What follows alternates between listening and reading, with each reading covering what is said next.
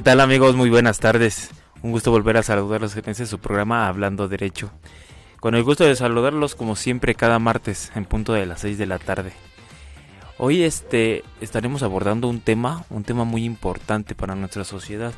En general, de cultura general, ¿verdad? Sobre qué hacer cuando somos víctimas de algún delito o eventualmente nos están acusando de un hecho delictuoso.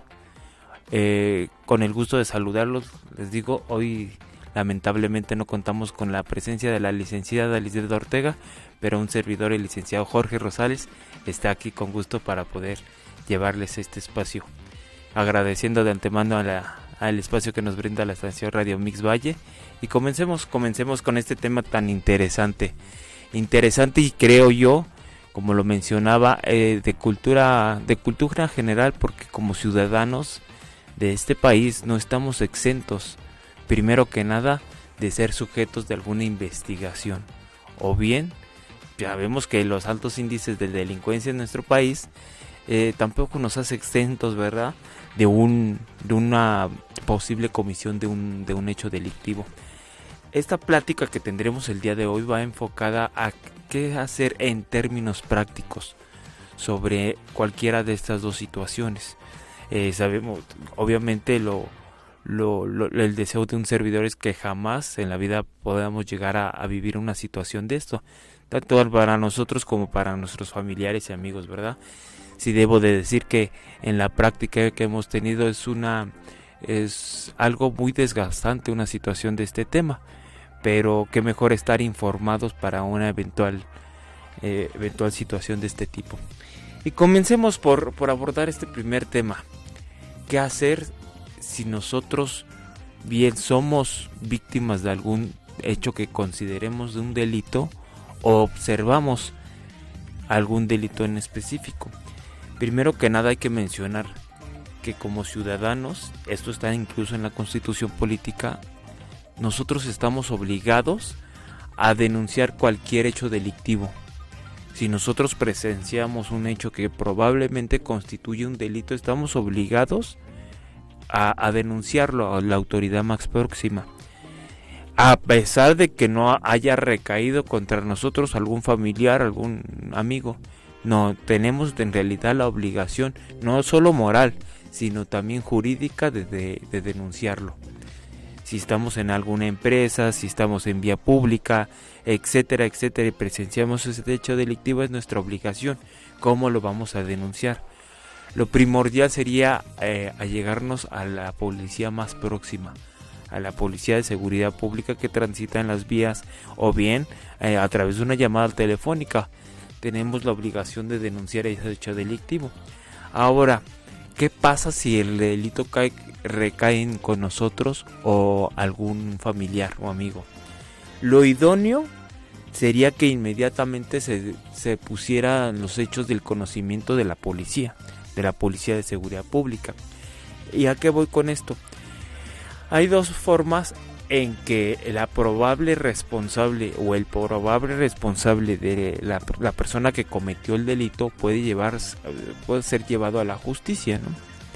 Esto va a iniciar de la siguiente forma. Si el hecho acaba de acontecer e inmediatamente se informa a la policía y no se ha suspendido su localización de esta persona, y a la hora de su localización se le encuentran productos del delito o huellas del delito, ahí la obligación de la policía va a ser detener a esta persona. Pero debo de mencionar que esto siempre debe de ser inmediatamente después de haber cometido el hecho delictivo, lo que los abogados le conocemos como flagrancia. Flagrancia quiere decir que inmediatamente después se aprende a la persona.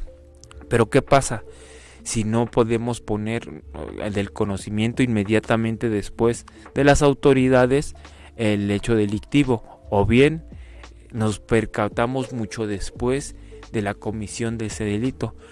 Aquí la recomendación, primero que nada, en cualquiera de los dos escenarios, ya sea si te están causando un delito, o si tú eres aquella persona que están inculpando de un hecho delictivo, nuestra recomendación siempre va a ser hasta llegar de un abogado.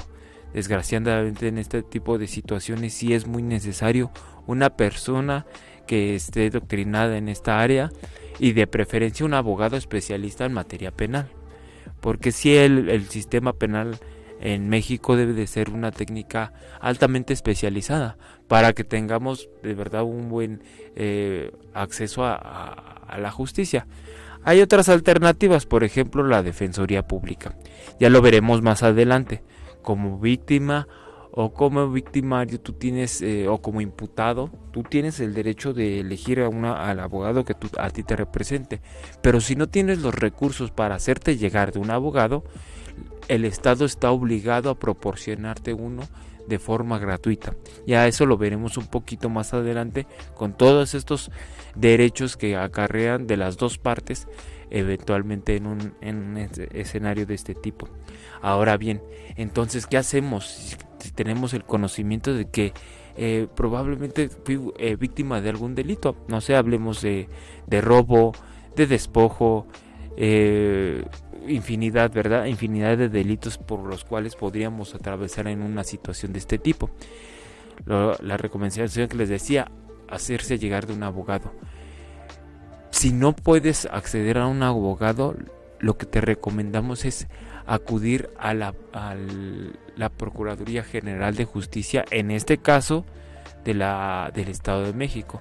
Transmitimos desde el Estado de México, pero esto es aplicable en todas las entidades federativas. Si tú eres víctima de un delito en el estado de Oaxaca, por ejemplo, tendrías que acudir a las instalaciones de la Procuraduría General del Estado de Oaxaca a denunciar hechos. Y esto es muy importante, amigos. ¿Por qué? Tú cuando le pones del conocimiento a la autoridad, que en este caso sería el Ministerio Público, tú le vas a poner del conocimiento hechos. Tales cosas pasaron en este momento, a tal hora, estas personas, y te van a hacer relatar cómo fue el mecanismo del desarrollo de los hechos. Ya el Ministerio Público tiene la obligación de encuadrar esos hechos en un delito, porque también podría acarrear el escenario de que, ¿sabes qué? Sí, probablemente esto te incomodó, pero esto en realidad no se trata de un delito. Esto se trata tal vez de, lo puedes combatir en una vía civil, en una vía administrativa, etcétera. Eso es muy recomendable también a todos nuestros compañeros abogados estudiantes, porque dentro de la carrera existe esa confusión, que tú cuando vas a denunciar por cierto delito. Oiga, vengo a denunciar un robo, oiga, vengo a denunciar un homicidio, vengo a denunciar infinidad de delitos, decíamos, ¿verdad? Pero en realidad no vas a denunciar eso, vas a denunciar hechos. La única autoridad que tiene la responsabilidad de encuadrar esos hechos en un delito es el Ministerio Público. ¿Cómo lo vas a hacer? Vas a llegar al Ministerio Público, vas a relatar esos hechos y ya el Ministerio Público se advierte que si ha sido víctima de algún delito, que sí existe la posibilidad de abrir una carpeta de investigación para dar seguimiento a estos hechos delictivos. Ya te abrirán bien la carpeta de investigación y le darán seguimiento. ¿Para qué? Para hallar eventualmente al culpable o los culpables. Esto se estila de esta forma, principalmente aquí en el Estado de México. Cabe señalar que a raíz de la pandemia de COVID-19, muchos, y con esta voluntad que tenía la autoridad para que no acudieras, no salir de casa y que los trámites en realidad fueran más alejados para evitar la cercanía de las personas, instauraron o más bien dieron celeridad a lo que es la denuncia electrónica. Esto ya se venía manejando desde antes de la pandemia, debemos decir, pero a raíz de esto se aceleró y de hecho ya se estila mucho en el Estado de México que previo tú a que acudas al Ministerio Público tienes que realizar esta denuncia, le dicen predenuncia de hechos en el portal del poder, la Procuraduría General de Justicia del Estado de México. es relativamente fácil. Obviamente siempre es aconsejable que lo manejes, si están tus posibilidades, con un abogado. El portal te desprende, te pide unos datos generales, datos generales que siempre van a estar resguardados. Recordemos que en estos hechos siempre debe de privilegiarse el sigilo para quien denuncia, ¿no? Los datos son personales y son, déjenme decirles que en este tipo de portales son muy celosos de los datos personales, y sin problema alguno podrías tú ingresar esos datos personales para iniciar tu predenuncia.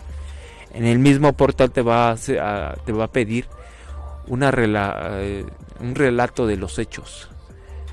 Aquí lo importante, si tú algún día tienes la necesidad más bien de acudir de realizar esta predenuncia en internet, lo importante es que relates los hechos de manera cronológica.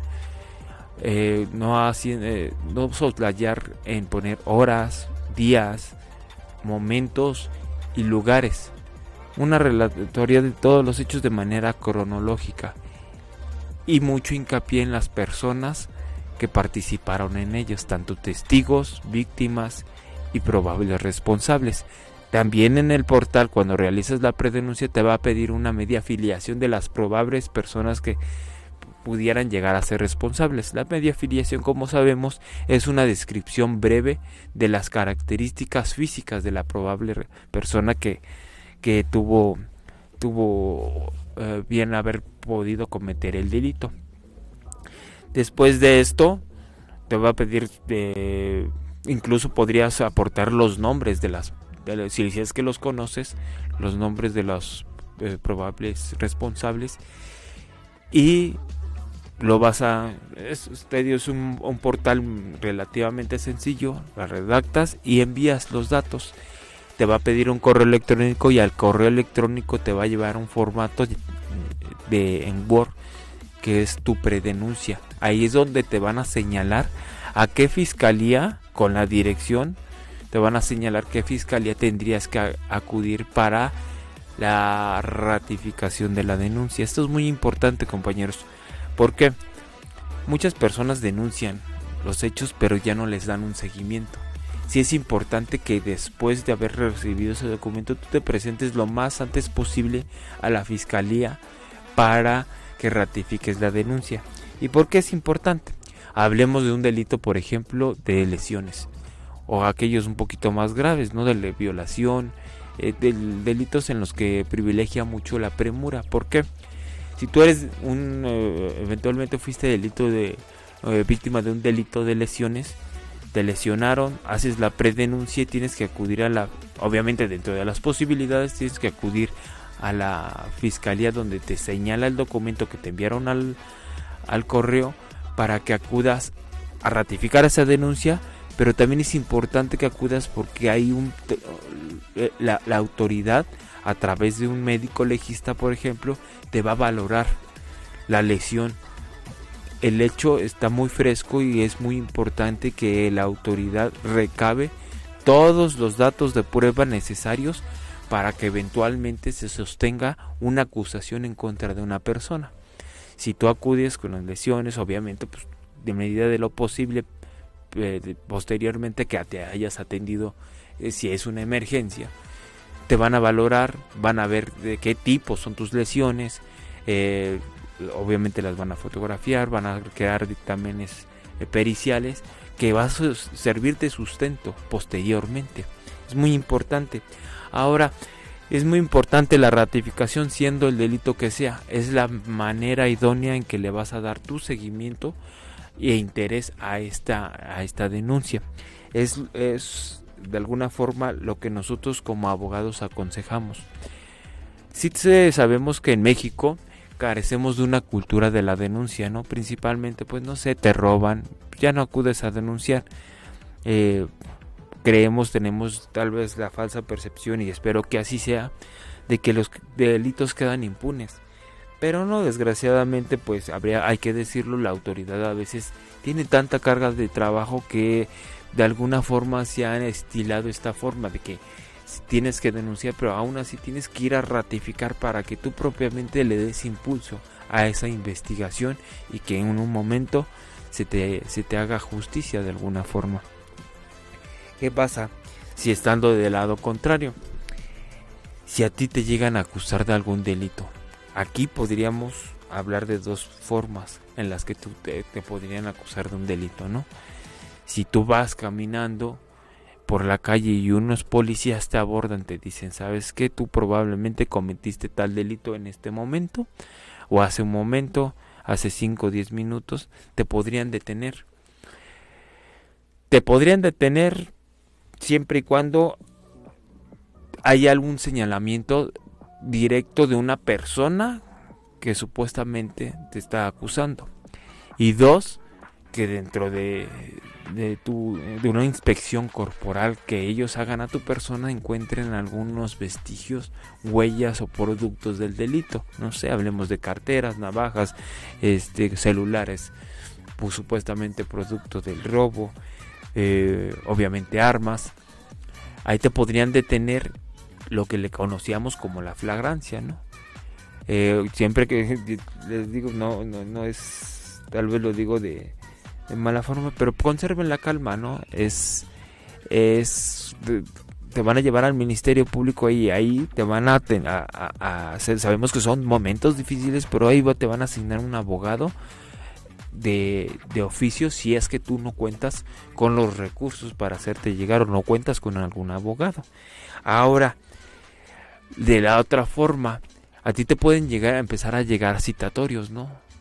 En estos casos en que probablemente hay una denuncia en tu contra, cualquier delito, te pueden llegar a citar a declarar ante el Ministerio Público para que des la versión de los hechos que supuestamente por alguna acusación que tú eventualmente llegues a tener en tu contra.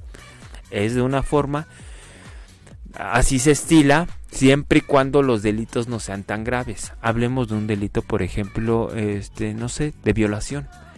El delito de violación, por lo regular, no te van a llegar ningún citatorio. Ahí probablemente te llegue inmediatamente una orden de aprehensión, en el que la Procuraduría va a guardar el sigilo, no te vas a enterar hasta que tú ya estés aprehendido por los agentes del Ministerio Público.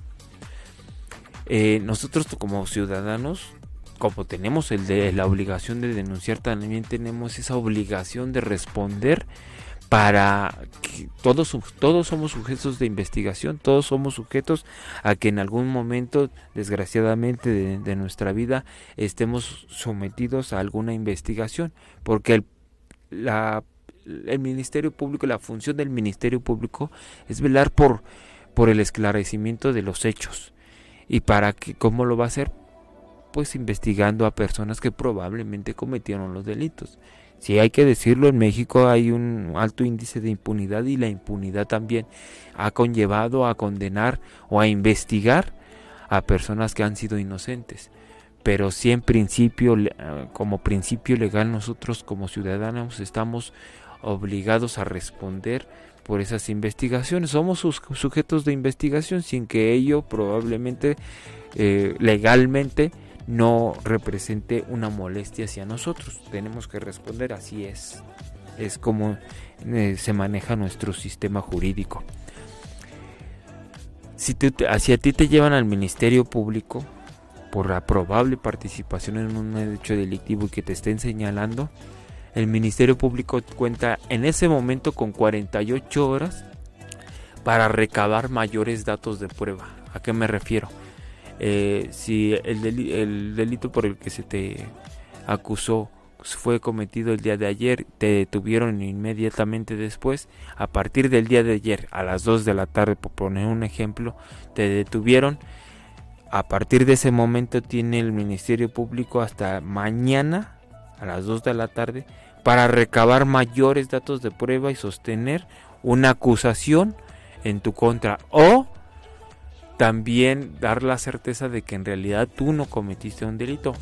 También hay otra posibilidad en que, pues sí, te detuvimos, te tuvimos aquí las 48 horas, pero estos hechos no constituyen un delito y discúlpanos, así se estila desgraciadamente o afortunadamente, porque también tiene tiene su sustento, ¿verdad? ¿Qué va a pasar dentro de esas 48 horas, amigos? El Ministerio Público va a recabar todos los datos de prueba. Va a entrevistar a testigos, va a entrevistar a probables víctimas, le va a practicar peritajes a los objetos del delito. Si probablemente se te está acusando de haberte robado un celular, este celular le van a hacer algún dictamen pericial en cuál es su costo, cuál es su marca, qué valor representa para la probable víctima, cuánto eventualmente te tendría que condenar por el robo de este aparato, infinidad de datos de prueba que necesita el Ministerio Público para sustentar esa acusación, esa investigación. Al término de estas 48 horas hay 3 escenarios posibles.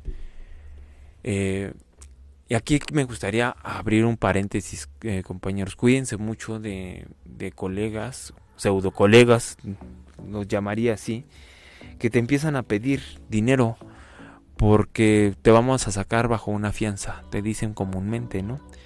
Vamos a dar una fianza para que tú salgas libre y no tengas mayores problemas. En el Ministerio Público, estando arrestado en el Ministerio Público esas 48 horas, no existe una figura que se llame fianza. El Ministerio Público no te va a pedir dinero por tu liberación legalmente. Si te están pidiendo dinero lo más probable es que te vayan a soltar y lo único que quieren es sacar tajada, ¿verdad? Ya detenido estas 48 y terminando estas 48 horas, hay 3 escenarios posibles. Uno, que te lleven ante un juez de control. Siempre se los manejan a las personas que están detenidas a que los van a trasladar al reclusorio. Eso espanta mucho a la gente y a la familia, ¿no? Porque te dicen, te van a trasladar al reclusorio. No necesariamente. Lo que van a hacer es llevarte ante un juez de control, un juez del Poder Judicial, para que determine si existen datos probables en los que de haber cometido un hecho delictivo o que tú seas partícipe, que en ese momento probablemente sí participaste en ese hecho. Es lo que va a determinar en ese momento el juez. Después de esas 48 horas te trasladan ante un juez de control, hay una audiencia, el juez analiza todos estos datos de prueba que el Ministerio Público tuvo que haber recabado en esas 48 horas y el juez te va a decir, ¿sabes qué? Si probablemente cometiste el hecho delictivo. Otro escenario posible después de estas 48 horas que pasaron en el Ministerio Público es que te den tu libertad. Libertad de que no hay... ¿Por qué? Porque no hubo elementos suficientes para acreditar, 1, que el hecho se cometió, o 2, que probablemente tú lo cometiste. Entonces no recabó los datos suficientes y te pudieran llegar a liberar. Otro escenario posible es que te lleguen a liberar, pero no quiere decir que forzosamente ya estés libre. El Ministerio Público tiene 48 horas, lo decíamos, para investigar, pero no le alcanzó el tiempo. Y si el delito así lo amerita, porque probablemente es un delito menor, te van a dejar ir sin el miedo o el riesgo que tú te des a la fuga, te van a dejar ir y ellos van a seguir investigando para reforzar esta acusación para eventualmente ahora sí llevarte a un juez de control. Esto pasa mucho, les comento, en delitos menores, en los que sí, estás detenido, no le alcanzó el Ministerio Público para formar todos estos datos de prueba que necesitaba para llevarte a un juez de control, entonces te suelta. Y ya estando en libertad no hay un término jurídico que los obligue a ellos a ponerte a disposición inmediatamente. Ahora, ¿qué pasa si te llevan a un juez de control? Aquí les mencionábamos, ¿no? La gente se espanta mucho porque les dicen los van a trasladar al reclusorio. No necesariamente, lo que pasa es que los jueces de control por lo regular tienen su sede o sus oficinas administrativas, las salas de audiencias se encuentran a un lado del reclusorio. Esto obviamente se hace pues por comodidad administrativa, ya que muchas audiencias penales se evitarían traslados de reos que en realidad sí están internos en el reclusorio, y llevarlos a un juez representaría mucho desgaste. Entonces lo que se estila es que los juzgados estén ahí a un lado del reclusorio. Te van a llevar a un juez de control, y ahí estamos ya ante otros dos escenarios en los que el juez advierta que no existen datos mayores para vincularte. Se le llama vinculación eventualmente, para vincularte a un proceso jurídico donde no hay datos. Sabes que el hecho no se cometió, o probablemente no cometiste, y en ese momento relativamente te estarías librando del problema. Pero si el juez advierte que sí hay la posibilidad y la probabilidad de que sí existió el hecho y que probablemente tú lo cometiste, hay otros dos escenarios, compañeros. Uno sería que te van a vincular a proceso, se le llama, te van a someter a un proceso ya formalmente jurídico, y para garantizar que tú estés en el presente, todo ese proceso jurídico, hay dos formas. Uno, que te ingresen a un penal, lo que se le conoce como prisión preventiva. La prisión preventiva hay de dos tipos: la prisión preventiva oficiosa y la prisión preventiva justificada. La prisión preventiva oficiosa es aquella que se le impone a las personas que, siendo vinculados a este proceso jurídico, la Constitución y el Código Nacional de Procedimientos Penales marca que, siendo vinculado por este delito, es obligatorio que estés internado en un penal por la magnitud del delito. Hablemos, por ejemplo, de homicidio doloso, de robo con violencia, en donde incluye armas de fuego, aquellos delitos cometidos con armas de fuego y explosivos, secuestro, violación, delitos de alto impacto.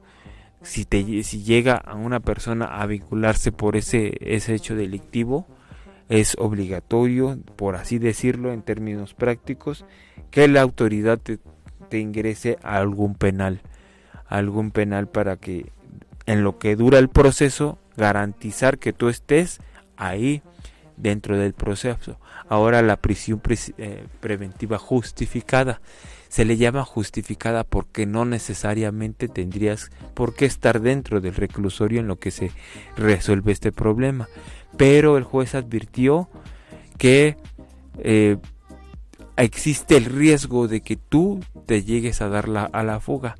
Esto comúnmente pasa cuando hablamos del término que estabas detenido en las 48 horas en el Ministerio Público.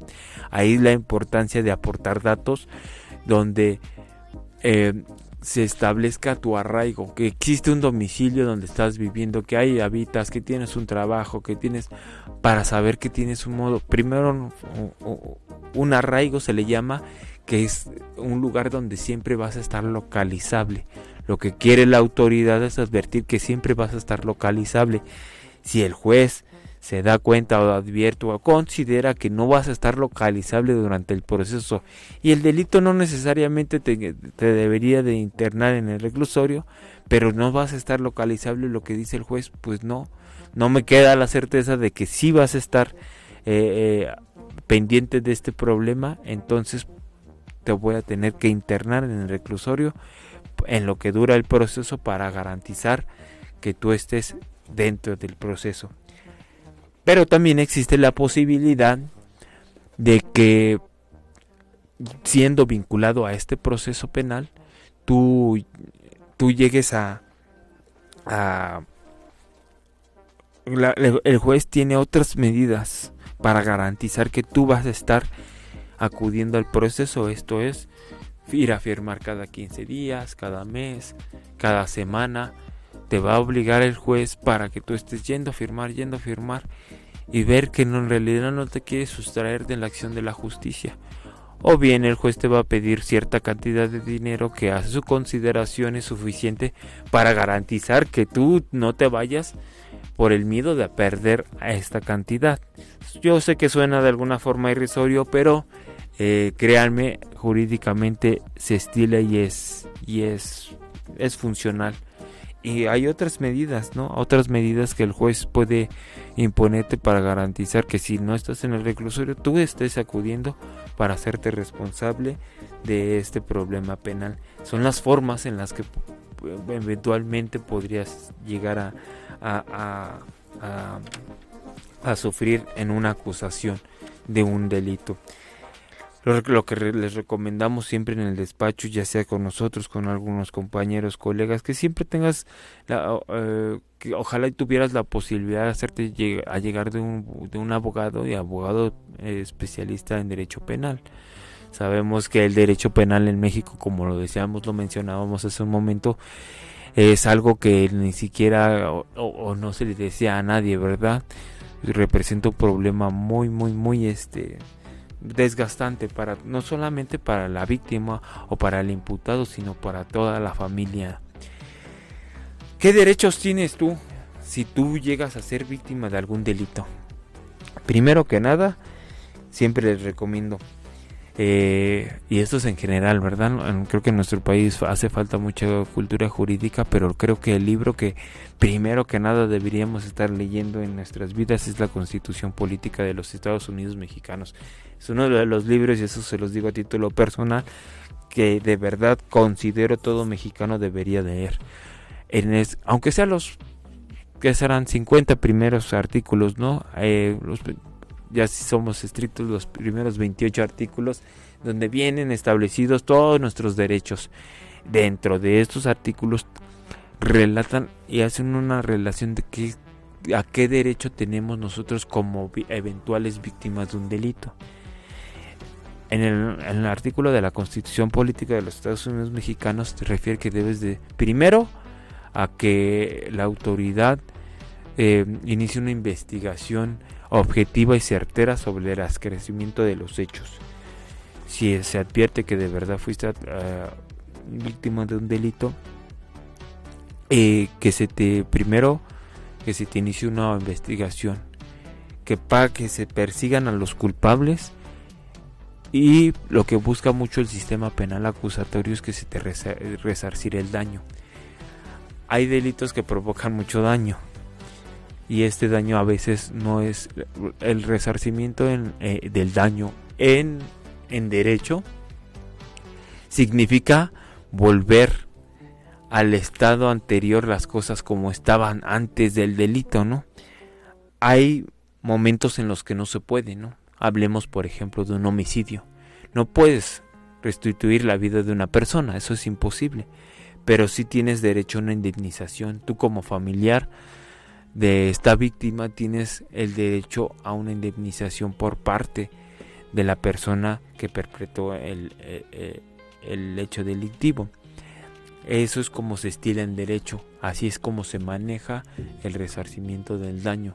Y lo que busca el derecho penal en México es que, si bien no siempre se puede volver al estado anterior a las cosas, que se le garantice el pago de ese daño a la víctima. Un pago obviamente siempre objetivo y siempre justo, porque si hay que mencionarlo, estamos del otro lado. Hay personas que ya incluso lucran después del hecho, lucran con ya una situación de esta forma, ¿no? De que ya empiezan a pedir cantidades que ya en realidad ya ni siquiera tienen un objetivo. Ese es uno de los derechos que tienes como víctima. Obviamente, como víctima tienes el derecho a una asistencia integral de profesionistas, atención jurídica, atención social y atención psicológica. En delitos de alto impacto que merman la psique de las personas, la atención psicológica siempre debe ser proporcionada por la autoridad y de forma inmediata. Con esto se busca mermar el impacto que la víctima sufrió por ese hecho delictivo. Ahora, uno de los derechos más importantes que vino a cambiar también el sistema penal acusatorio hace muchos años, que tú como víctima tienes el derecho que se te asigne un asesor jurídico. Es como un abogado que te va a acompañar a lo largo de todo este procedimiento. El abogado que va a velar por todos esta serie de derechos, y en tu nombre va a exigir exigir todos estos derechos. ¿Qué pasa si tú eres la persona que está siendo acusada de un eventual hecho delictivo? Todos vemos, ¿verdad?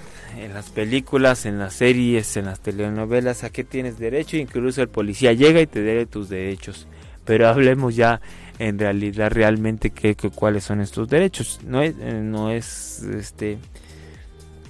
Es cierto que el policía tiene la obligación a la hora de detenerte de explicarte todos tus derechos, pero pues obviamente ahí en la práctica sirve esto de muy poco. Tú como imputado de un delito tienes derecho especialmente a que se te asigne un abogado. Si tú no puedes o no quieres poner un abogado particular, que se te asigne un abogado, en la Defensoría Pública de Oficio te van a asignar un abogado, y eso es obligatorio para que te esté asistiendo durante todo este proceso. Si llegas si tú tienes alguna no hablas español, eres extranjero, etcétera, tiene la autoridad la obligación de proporcionarte un traductor. Obviamente siempre te tienen que dar acceso te tienen que tienen que decir por qué se te está acusando. Tienes derecho a saber quién te acusa y por qué se te acusa. Es uno de los derechos fundamentales. Otro derecho fundamental es que se te respeten todos estos plazos a los que me refiero. Inmediatamente de que te pusieron al Ministerio Público a disposición, tienes 48 horas para determinar tu situación jurídica. Después de que se te puso ante un juez de control, ahí tienes 72 o 144 horas para que se te determine tu situación jurídica. Si están violando estos plazos, es ilegal, es inconstitucional, y obviamente acarrearía consecuencias graves para la autoridad. Tienes derecho, obviamente, pues a todas las normas que rigen un proceso son parejas para todas. Siempre lo refiero de esta forma para que muchos compañeros me entiendan, ¿verdad? No se vale que el trato de aquella persona sea diferente al de la otra persona, que esta autoridad juzgue de esta forma a esta persona que a otra persona. El trato siempre debe ser igualitario. En realidad hay una serie de derechos que te asisten como víctima o como imputado. Aquí lo importante, y si hay que decirlo, en México hay que hacerlos valer. No debería ser así.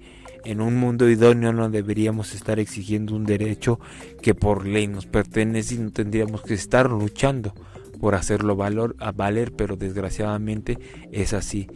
Y esto es principalmente a través de un profesionista del derecho, como lo vuelvo a mencionar, un profesionista que sea de preferencia especializado en el área penal, para que lleve a cabo toda esta defensa de derechos a las que tiene la víctima o el imputado. Es muy importante, y sabemos que son problemas por los cuales no quisiéramos pasar, pero siempre estar preparado de alguna forma, aunque sea nada más con la conciencia de los derechos básicos que tienes tú, ya sea como víctima o como imputado de un delito. Mi recomendación obviamente es nuevamente tratar de leer la Constitución. Hay en la Constitución, los primeros 28 artículos nos va a dar una amplia gama de derechos y de cosas incluso que no conocemos. Siempre lo menciono, hace falta mucho la cultura jurídica, y que mejor leer la Constitución política. Otra recomendación que tal vez les podríamos dar, sabemos que no estamos a diario, ¿verdad?, con problemas legales, pero no está de más tener algún abogado de cabecera, algo de confianza, un familiar, que tengamos la certeza que de alguna forma podría representarnos en un eventual problema. Esperando de verdad, compañeros, amigos de la estación, que nunca tengamos que hacer uso de esta plática. Yo les agradezco mucho la atención de ustedes hacia nosotros, agradeciendo de antemano el espacio que nos brinda la estación, y con el gusto de verdad de haberlos saludado como cada semana en su programa Hablando Derecho. Estamos a sus órdenes, en especial en el teléfono personal 55 22 33 6305. Recuerden que si ustedes nos mandan un mensaje, un mensajito de WhatsApp refiriendo que son escuchas de este programa, la asesoría jurídica es totalmente gratuita. Les agradecemos muchísimo en nombre de la licenciada Lisbeth, que hoy no tuvo la oportunidad de estar con nosotros, y esperando poder contar con su presencia dentro de 8 días, martes en punto de las 6 de la tarde. Muchas gracias, amigos. Hasta luego.